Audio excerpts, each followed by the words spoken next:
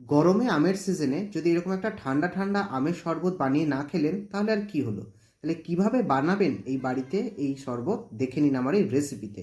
তার জন্য প্রথমে এখানে আমগুলোকে আমরা ভালোভাবেই ধুয়ে নিয়েছি। তারপর আমগুলোকে এইভাবে আপনাদের খোসা কেটে নিতে হবে। তারপর এই খোসা ছাড়ানোর পর আমগুলোকে ছোট ছোট কুচি করে স্লাইস করে নিতে হবে। আপনারা এটা ছুরির সাহায্যেও করতে পারেন। তারপর এটাকে আমরা কুচি কুচি করে কেটে নেওয়ার পর মিক্সারের মধ্যে দিয়ে দেব।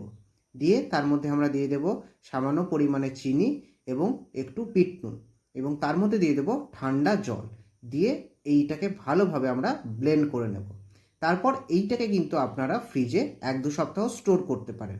এখান থেকে সামান্য পরিমাণে বের করে নেবেন, তার সাথে অ্যাড করে দেবেন সামান্য পরিমাণে ঠান্ডা জল।